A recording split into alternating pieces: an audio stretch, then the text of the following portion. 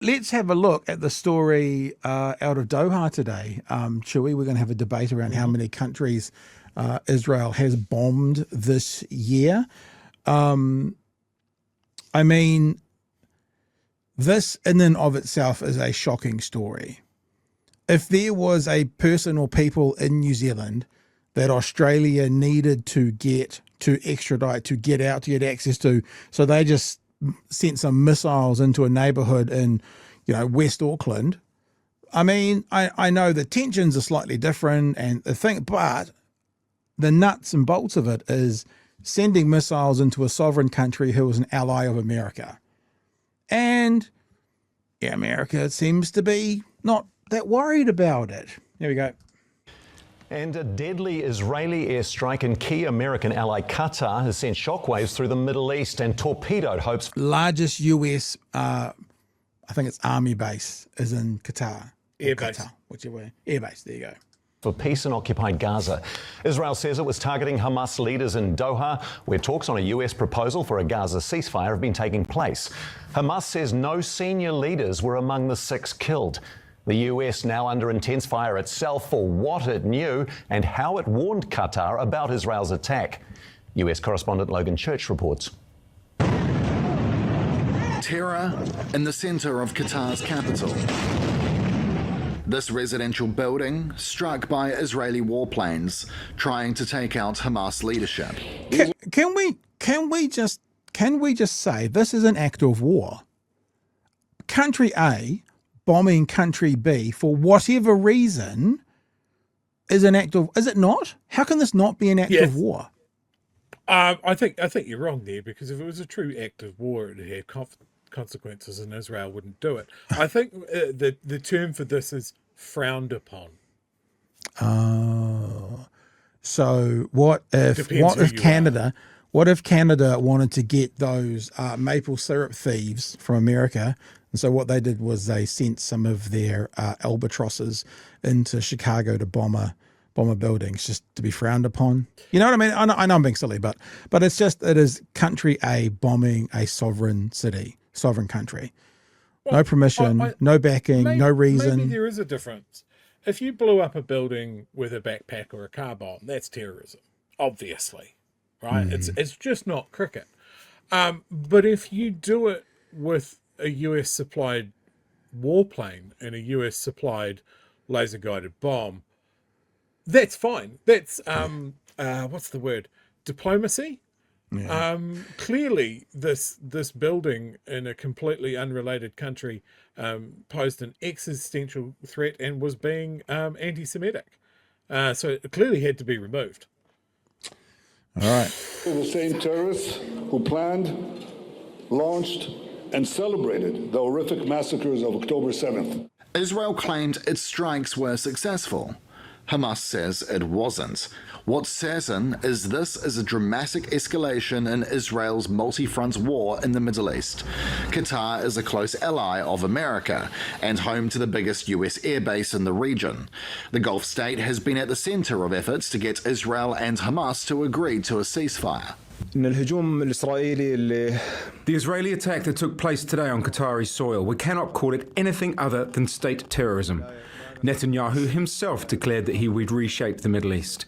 Does this message mean that he intends to reshape the Gulf as well? Despite America's close-knit defense relationship with Israel, the White House says by the time it learned of the attack, there was no time to warn Qatar. The first call we had from an American official was at 3:56, which is 10 minutes after the attack. Qatar reserving the right to respond to what it calls a barbaric action. President Trump was treated to a royal welcome when he visited in May, the emir promising billions of dollars in investment in America. Trump today in damage control. I was very unhappy about it, very unhappy about every aspect. Israel acted wholly independently, and we take full responsibility for this action. So what does that mean? Wholly independently. That means that he's either lying and America knew, or that Israel doesn't give a fuck what America thinks. So they are now wholly independent, out on their own, America couldn't stop anything they wanted to do. We know it was a lie from Trump when he said he'd have the war finished on day one. But now even when he says, well, of course, that just means quickly, Israel has shown us today that America has zero influence on them. And they couldn't give two shits about what America's going to say. They'll do what they want to do anyway. Well, I think they've put America in a position, right? There is a lot of money tied up in American money tied up in Qatar. It's a key Arab ally to the US, which is uncommon. They have spent a lot of money investing in the US, and specifically in Donald Trump as well. Yeah. So now they're going to have to pick a side or do some very quick negotiating. Now, I just had a quick look at what the Qatari Air Force has. Mm-hmm. They're no scrubs. I don't know if they could go toe-to-toe with the Israelis, but they've got some pretty up-to-date tech. So what happens if Qatar calls on their, as this story said, key ally in America to help them fight back? What then? Yeah. I mean, we're also looking at. Apparently, we don't have to check in with Big Brother. Israel doesn't. So we're just going to send a message. I mean, this is another story, which again, we haven't got tonight to talk about, but, Russia putting drones into Poland today over a NATO ally. You attack one, you attack all. So today, Russia could have started an international conflict by putting drones into a NATO ally, and Israel could have started a world conflict by attacking an American key ally. So what is going on, people? What is actually happening? We'll keep going on the story. Yep. And this action can open the door to an end of the war. The US isn't so sure. Unilaterally bombing inside Qatar, a sovereign nation and close ally of the United States that is working very hard and bravely taking risks with us to broker peace, does not advance Israel or America's goals. This as Israel drives forward in Gaza, ordering hundreds of thousands of people to move south. America's push for peace apparently in ruins too, with fears this might spiral out into a much wider regional conflict. All right, Logan's with us live now. The US is... I think that's pretty much what we've got. Everyone knows sort of updates from there. I just also wonder now, I'm not evoking Zoran Mamdani for any particular reason because he's not born in America, but now is the time, I think, to show the duopoly or the mono-party in America that actually opposing what Israel is doing will be quite popular. Like what Israel is doing is they're putting themselves out on a limb to potentially, now I don't think America will ever drop them, but America, the US is their last helpful hand. And I think the people of America from the polling and stuff are pretty sick of this as well. And, we're a long ways away from an American election, but to start the rhetoric now about actually we want to move away from this. We want to stop funding these wars. We want to stop putting money into Israel that then gets turned into bombs, that then gets sent into sovereign cities. I actually think it would be a really interesting time to start that conversation. I think we all agree, or if we don't agree, we've all heard before, that the policies that some people think are much more progressive than the Democrats are happy with, are actually, and it might be in New Zealand here, a capital gains tax, are actually no longer controversial. This is probably the time the world needs to hear those voices. We've got an election in 14 months or so. I think it's 465 days from the last time I counted. And I think that now's the time to start to go, okay, team, this is the time to get those non-controversial, quite popular, stop being scared of policies in place for the next decade. I reckon, for politicians over the next decade. This is the time. I think there's another aspect I want to talk to about this attack as well. Is the guys that were hit for this were in Qatar to negotiate a ceasefire. America knew it, the Qataris knew it, Israel knew it. And Israel's gone, what a great opportunity to hit who we want all in one place. We know where they are. Preparing for a ceasefire. Yeah. That's some barbaric shit.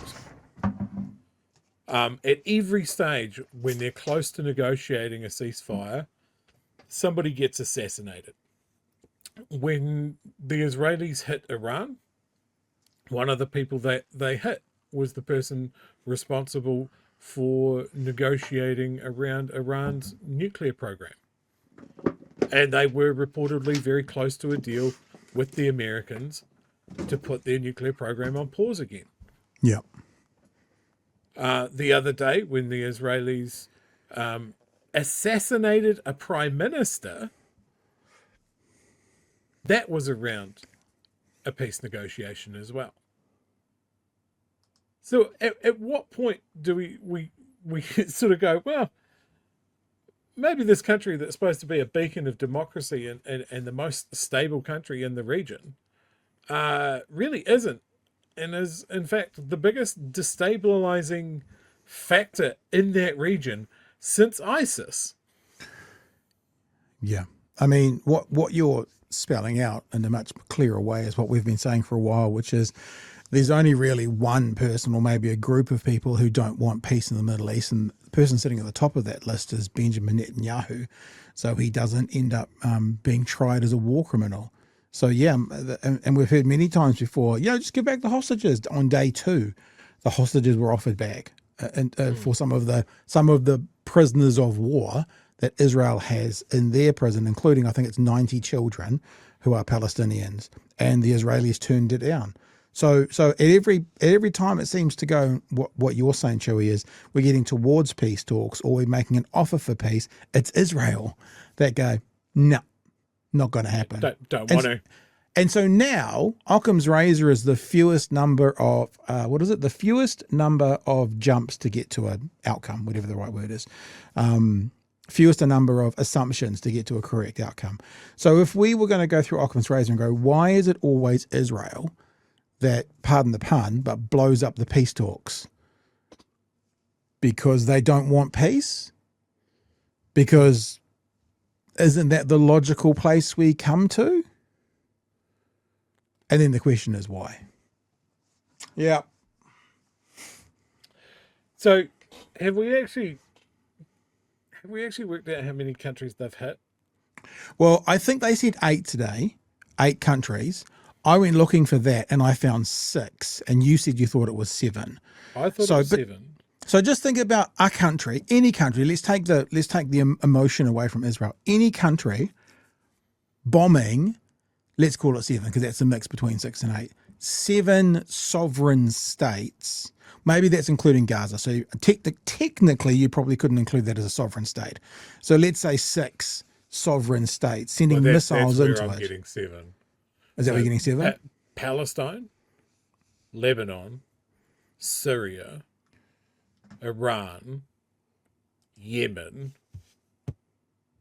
Qatar. So there's 6. Tunisia, 7.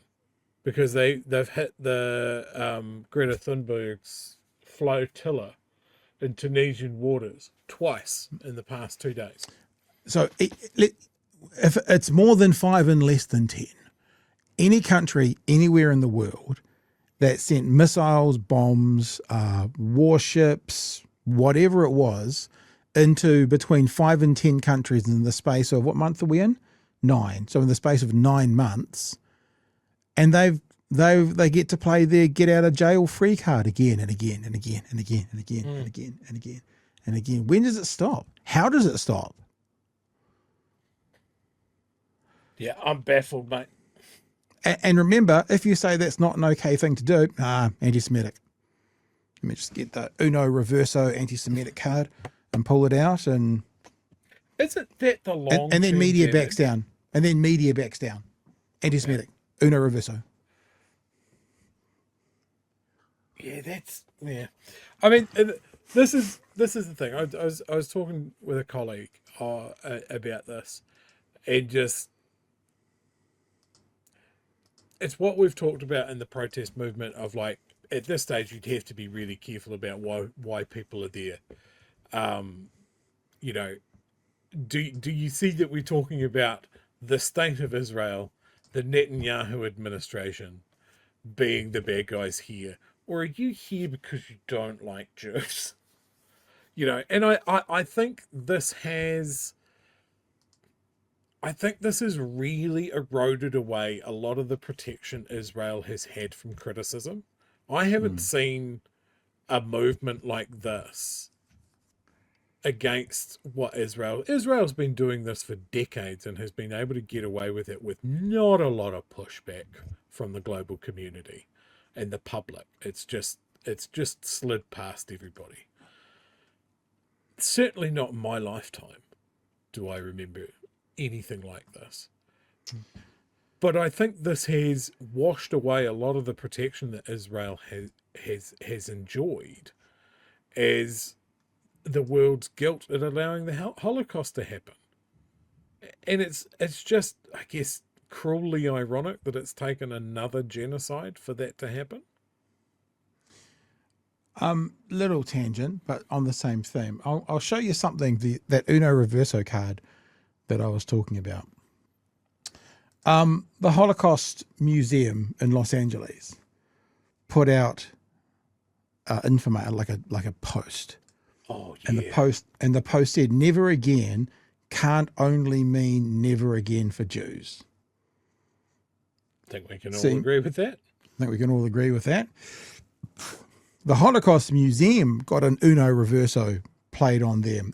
And I'm going to struggle to read this because it's so bloody small and I'm so bloody blind.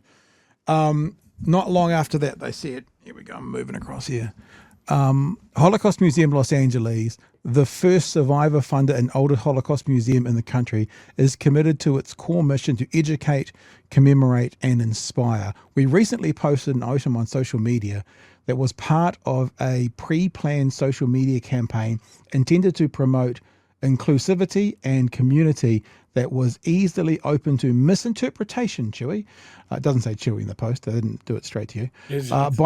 By some, to be a political statement reflecting the ongoing situation in the Middle East. It's a situation, Chewie. It's a situation in the Middle East. That was not our intent. It's been removed to avoid any confusion. We promise to do better, and we will ensure that posts in the future are more thoughtfully designed and thoroughly vetted. We have taken action internally to ensure our message always remains clear and reflective of our mission to inspire humanity through truth. The Holocaust Museum in Los Angeles got an Uno Reverso today.